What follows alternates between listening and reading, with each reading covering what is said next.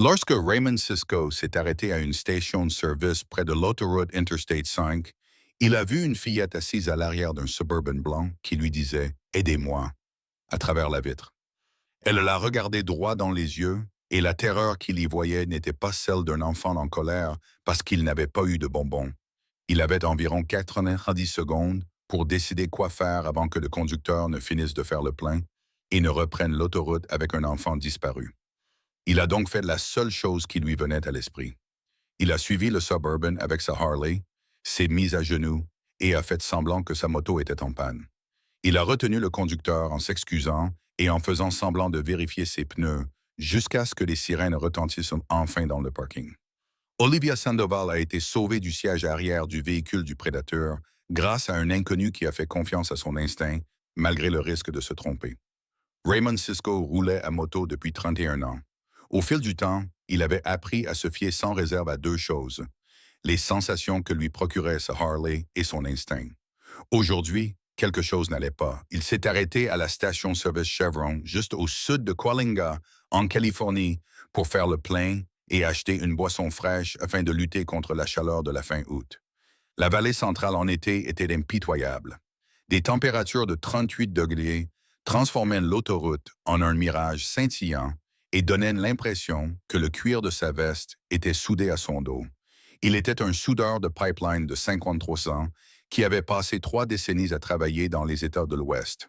Il s'était arrêté dans un millier de stations-service comme celle-ci, mais celle-ci avait quelque chose qui lui donnait la chair de poule. C'était le Chevrolet Suburban blanc garé à la pompe d'en face. Il avait des plaques d'immatriculation du Nevada et des vitres teintées, et un homme d'une quarantaine d'années était en train de faire le plein. Il avait l'air ordinaire d'une manière qui semblait presque étudiée. Il portait un short kaki, un polo et une casquette de baseball enfoncée sur la tête. Le genre de type que l'on oublie 5 secondes après l'avoir vu. Sauf que Ray ne l'oubliait pas. Il l'observait, mais il ne pouvait pas expliquer pourquoi. Puis l'homme ouvrit la porte arrière pour y jeter un sac de chips qu'il avait acheté à l'intérieur.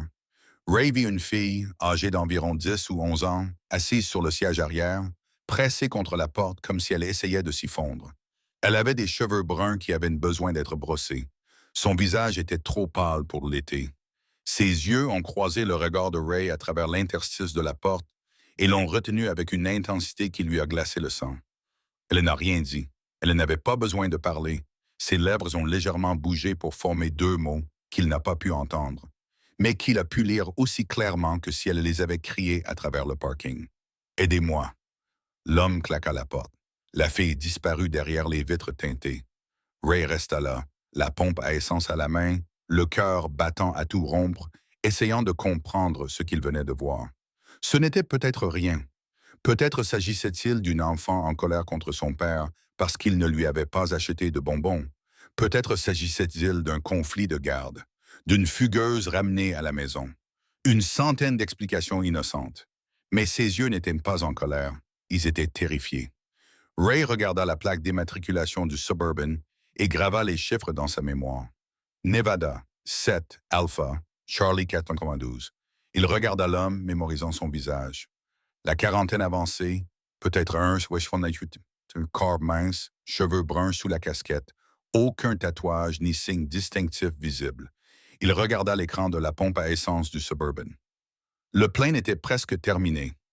L'homme serait parti dans 2 minutes, peut-être moins. Ray avait environ 90 secondes pour prendre une décision qui pourrait soit sauver la vie d'un enfant, soit gâcher la journée d'un homme innocent. Il fit le seul choix avec lequel il pouvait vivre. La pompe du Suburban s'arrêta. L'homme remit le pistolet en place, revissa le bouchon du réservoir et contourna le véhicule pour se diriger vers la portière côté conducteur. Dans 30 secondes, il quitterait la station-service et s'engagerait sur l'autoroute I-5. Tout ce que Ray avait vu ou croyait avoir vu disparaîtrait sur l'autoroute en direction de Los Angeles. Ray sortit son téléphone de la poche de son gilet et composa le 911 tout en se dirigeant vers sa moto. Le répartiteur répondit à la deuxième sonnerie. « Webon, quelle est votre urgence? Je suis à la station Chevron, près de la sortie 364 Sud de l'autoroute I-5. Il y a un Chevrolet Suburban blanc immatriculé dans le Nevada. 7 Alpha Charlie 492, avec un homme et un enfant à l'intérieur. L'enfant vient de me dire « Aidez-moi ». à travers la vitre. Je pense qu'elle est en danger. Pouvez-vous décrire l'homme, monsieur? C'est un homme blanc d'une quarantaine d'années, mesurant environ 1,68 m, de corpulence moyenne avec des cheveux bruns. Il porte une casquette de baseball, un short kaki et un polo bleu. Il est sur le point de partir. J'ai besoin de renfort immédiatement, monsieur. Ne vous approchez pas du véhicule. J'envoie des agents. Pouvez-vous rester en ligne? Je peux faire mieux que ça. Rai raccrocha, se dirigea vers sa moto et fit quelque chose qu'il n'avait jamais fait en 31 ans de conduite. Il simula une panne. Le timing devait être parfait. Il a poussé sa Street Glide hors de sa béquille, l'a avancé et s'est placé directement derrière le Suburban au moment où l'homme démarrait le moteur. Il s'est agenouillé et a examiné son pneu arrière, puis s'est relevé, les mains sur les hanches, et a secoué la tête comme s'il venait de recevoir la pire nouvelle de la journée. Le Suburban a commencé à reculer. Ray a levé la main. « Hey, mon pote, attends une seconde. » L'homme s'est arrêté et a baissé sa vitre. Son visage était calme et amical. C'était le masque de quelqu'un habitué à détourner l'attention. « Qu'est-ce qui s'est passé? Je crois que j'ai un problème. Mes pneus se dégonflent. J'ai peut-être roulé sur un clou quelque part. Tu peux me laisser une minute? Je ne veux pas bouger la voiture au cas où la jante serait endommagée. » L'homme jeta un coup d'œil à la sortie de la station-service, puis revint vers Ray. « Je suis un peu pressé, je comprends. Donne-moi juste une minute pour vérifier. Si je dois appeler une dépanneuse, je la pousserai hors de ton chemin. » Il jeta à nouveau un coup d'œil à la sortie. Quelque chose vacilla derrière ses yeux calmes.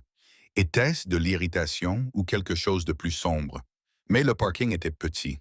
La moto de Ray gênait vraiment le passage, et faire une scène attirerait le genre d'attention que cet homme semblait vouloir éviter.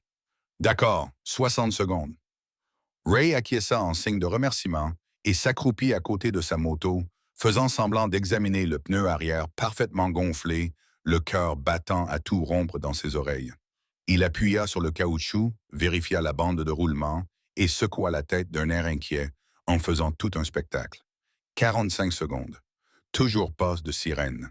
Il se leva et se dirigea vers sa sacoche, faisant semblant de chercher un manomètre qu'il savait se trouver dans la poche de son gilet. Il prit son temps et consulta son téléphone comme s'il cherchait le numéro de l'assistance routière. 30 secondes. Toujours pas de sirène. La patience de l'homme s'amenuisait. Ray pouvait le voir à la façon dont ses doigts tambourinèrent sur le volant et dont ses yeux ne cessaient de se tourner vers les rétroviseurs. Ce n'était pas un homme qui était en retard pour une réunion de famille. C'était un homme qui ne voulait pas qu'on se souvienne de lui. « Hé, je pense que je peux la déplacer, » dit Ray en retournant vers la moto. « Donnez-moi juste encore une minute. » Et puis, enfin, vint le plus beau son que Ray ait jamais entendu. D'abord lointain, puis de plus en plus fort, jusqu'à ce qu'il résonne dans le parking de la station-service, alors que deux voitures de police de la CHP sortaient à toute vitesse de l'autoroute et bloquaient les deux voies de l'allée. Le masque de l'homme glissa. Pendant une seconde, Ray vit ce qu'il y avait en dessous. Il y avait une panique froide et calculatrice avant qu'il ne mette le Suburban en position de stationnement et ne reprenne son sourire amical. Que se passe-t-il ici?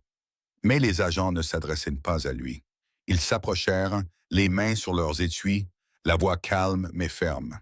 Ils lui demandèrent de sortir du véhicule et de garder les mains bien en vue. Ils lui dirent de bouger lentement. Ray se tenait près de son vélo, observant la scène et priant pour ne pas avoir ruiné la vie d'un innocent en interprétant mal une expression à travers une vitre teintée. Le policier a ouvert la porte arrière du Suburban et la fillette, celle qui avait murmuré « Aidez-moi » à un inconnu sur le parking d'une station-service, a fondu en larmes et s'est précipitée dans les bras du policier. Cliquez sur « S'abonner » si vous pensez que faire confiance à son instinct peut sauver des vies. Indiquez dans les commentaires d'où vous regardez cette vidéo et partagez-la avec quelqu'un qui a besoin de savoir que des gens ordinaires peuvent accomplir des choses extraordinaires simplement en étant attentifs. Elle s'appelait Olivia Sandoval. Elle avait 11 ans. Elle avait disparu de Reno, dans le Nevada, depuis 9 jours. L'homme dans le SUV n'était pas son père. Il n'était pas son oncle, un ami de la famille, ni aucune autre personne ayant le droit de la conduire à 500 mètres de chez elle. Il s'appelait Garrett Buckner et avait 46 ans. Lorsque la police a vérifié son identité dans ce système, Son casier judiciaire les a fait pâlir. Olivia avait été enlevée dans un parc près de chez elle alors qu'elle faisait du vélo. 9 jours de terreur. 9 jours pendant lesquels ses parents ne savaient pas si elle était vivante ou morte. 9 jours d'alerte Amber qui avait depuis longtemps cessé de défiler sur les panneaux d'autoroute. Tout s'était terminé sur le parking d'une station-service Chevron parce qu'un motard avait fait confiance à son instinct. Rye fit sa déposition au policier, les mains tremblantes, l'adrénaline le rattrapant enfin. Il a décrit ce qu'il avait vu, les yeux de la fille, son appel silencieux et le sentiment qui l'avait poussé à refuser de laisser partir la voiture. Il s'attendait à ce qu'il le remercie et le laisse partir. Au lieu de cela, l'officier supérieur lui a tendu la main. « Monsieur Isco, ce que vous avez fait aujourd'hui, cette tactique dilatoire, vous nous avez fait gagner le temps dont nous avions besoin pour arriver ici. Si vous n'aviez pas bloqué ce véhicule et si vous l'aviez simplement appelé pour le laisser partir, nous l'aurions peut-être perdu pour de bon. » Elle était emmenée à Los Angeles. Des acheteurs l'attendaient. Des acheteurs. Ce mot frappa Rye comme un coup de poing dans la poitrine. Il avait soupçonné quelque chose de terrible, mais il ne s'était pas permis d'imaginer à quel point c'était terrible. Je n'ai rien fait de spécial. J'ai juste vu que quelque chose n'allait pas. Je ne pouvais pas le laisser partir. C'est exactement ça, être spécial. La plupart des gens voient que quelque chose ne va pas, mais se disent que cela ne les concerne pas. Vous vous en êtes occupé. L'officier fit un signe de tête en direction d'Olivia, qui était assise à l'arrière d'une voiture de police avec la policière, toujours en pleurs mais en sécurité. Cette petite fille rentrera chez elle ce soir parce que vous avez été attentif. Ne laissez personne vous dire que ce n'est pas héroïque. Si vous regardez cette vidéo et pensez aux milliers d'enfants qui disparaissent chaque année, aux prédateurs qui se cachent à la vue de tous et aux gens ordinaires qui pourraient sauver des vies simplement en étant attentifs, alors abonnez-vous à Bike Diaries et partagez-la avec tous vos proches. Abonnez-vous à Bike Diaries et partagez-la avec tous vos proches. Visitez le site Truckers Against Trafficking pour apprendre à reconnaître les signes de la traite des êtres humains. Appelez le 1888 313 6758. Si vous voyez quelque chose de suspect, vous n'avez pas besoin d'être un héros. Vous devez simplement être prêt à agir. Les équipes de télévision sont arrivées 1 heure plus tard. Ray ne voulait pas leur parler. Il ne cherchait pas à attirer l'attention et ne souhaitait pas être qualifié de héros par des journalistes qui n'avaient jamais regardé dans les yeux un enfant terrifié et n'avaient jamais dû prendre en une fraction de seconde la décision d'agir ou de détourner le regard. Cependant, les parents d'Olivia étaient en route depuis Reno et les policiers lui ont suggéré de rester pour les accueillir. Il a donc attendu. Ils sont arrivés juste après le coucher du soleil. Marco et Diana Sandoval, un couple d'une trentaine d'années qui avait vieilli d'une décennie au cours des 9 derniers jours. Diana a sauté de la voiture avant même qu'elle ne s'arrête et a couru vers la voiture de police où Olivia attendait, criant le nom de sa fille. Marco l'a suivi plus lentement, comme s'il avait peur de croire ce qu'il voyait, jusqu'à ce qu'il soit enlacé par sa femme. Rye observa les retrouvailles de loin. Il vit le visage d'Olivia enfoui dans le cou de sa mère. Il vit les épaules de Marco secouées de sanglots.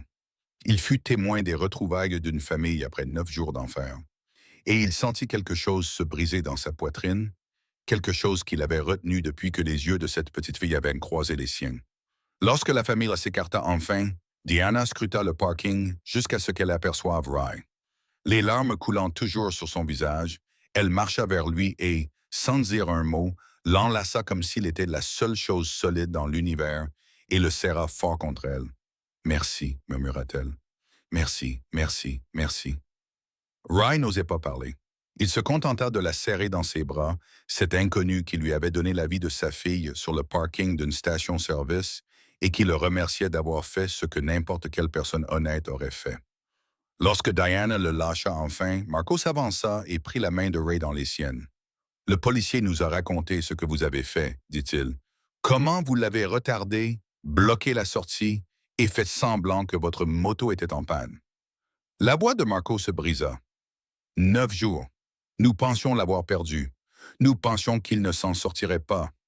Je suis juste content d'avoir été là, dit Rye. Je suis content qu'elle rentre à la maison. Et vous êtes plus que cela. Vous êtes un miracle. Marco glissa quelque chose dans la main de Ray. Je sais que ce n'est pas suffisant. Rien n'est suffisant, mais s'il vous plaît. Ray baissa les yeux. C'était une carte de visite avec les coordonnées de Marco et plié en dessous un billet de 100 $. Je ne peux pas accepter ça. Tu as sauvé la vie de ma fille. Tu peux avoir tout ce que j'ai. Les yeux de Marco étaient féroces sous ses larmes. Et si tu as besoin de quoi que ce soit, n'importe quand, appelle-moi. Peu importe ce que c'est, peu importe l'heure. Vous faites partie de la famille maintenant. Vous comprenez? Reid regarda la carte, l'argent et le père, qui essayait de rembourser une dette impossible à rembourser avec tout ce qu'il pouvait offrir. Il remit l'argent dans la main de Marco, mais garda la carte. « Je vais garder ça, dit-il. Je vous appellerai un jour, juste pour prendre des nouvelles. Mais vous ne me devez rien. Prenez simplement soin de cette petite fille. C'est tout ce que je demande en échange. » L'histoire fit la une des journaux nationaux. Un motard sauve une fillette kidnappée grâce à sa vivacité d'esprit. Les gros titres annonçaient « Une fausse panne permet à la police d'intercepter un suspect dans un trafic d'enfants. » Ray apparut dans des émissions matinales et nocturnes, toujours avec le même message. Il n'avait rien de spécial. Il avait simplement été attentif. N'importe qui aurait pu faire ce qu'il avait fait s'il avait été prêt à se fier à son instinct. La famille Sandival a créé une fondation au nom d'Olivia afin de sensibiliser le public au trafic d'enfants et d'éduquer les gens sur les signes avant-coureurs. Ray est devenu un porte-parole officieux, intervenant dans les écoles et les centres communautaires pour enseigner aux parents et aux enfants ce qu'il faut surveiller, comment rester en sécurité et quoi faire s'ils voient quelque chose qui ne leur semble pas normal. Vous n'avez pas besoin d'être un héros, disait-il à chaque événement. Il suffit d'être prêt à regarder, à vraiment regarder. Lorsque votre instinct vous dit que quelque chose ne va pas, écoutez-le. Ne vous persuadez pas du contraire. Ne vous dites pas que cela ne vous regarde pas. Parce que cette petite fille sur la banquette arrière, cet enfant à la station-service ou cette personne qui semble effrayée n'ont peut-être pas la possibilité de s'exprimer. Vous êtes peut-être la seule personne à les remarquer. Si vous détournez le regard, vous êtes peut-être leur dernière chance. Merci d'avoir regardé cette histoire sur l'homme qui a fait semblant d'avoir une panne de vélo pour empêcher un prédateur de s'enfuir avec un enfant volé. Cette histoire s'inspire de programmes de formation réels tels que Truckers Against Trafficking, qui ont permis de retrouver des centaines de victimes de la traite des êtres humains en apprenant aux gens ordinaires à reconnaître les signes et à agir. Si vous voyez quelque chose de suspect, appelez le 939 ou la ligne d'assistance nationale contre la traite des êtres humains au 1-888-3737. Abonnez-vous à Bike Diaries et partagez cette vidéo avec tous ceux qui ont besoin de se rappeler que rester vigilant est la première étape pour sauver une vie. Olivia Sandoval a aujourd'hui 14 ans. Elle est au lycée, figure au tableau d'honneur et s'entraîne pour l'équipe de natation de son école. Elle fait encore parfois des cauchemars, mais ils sont moins fréquents maintenant. Elle suit une thérapie et est entourée de personnes qui l'aiment, et elle se remet petit à petit. Chaque année, le 23 août, jour anniversaire de son sauvetage, elle envoie un SMS à Ray. Juste 2 mots, les mêmes 2 mots qu'elle lui avait murmurés à travers la vitre d'une station-service lorsqu'elle avait 11 ans, en priant pour que quelqu'un comprenne. Merci. Et chaque année, Ray lui répond par le même SMS. Parce que c'est ce que font les familles.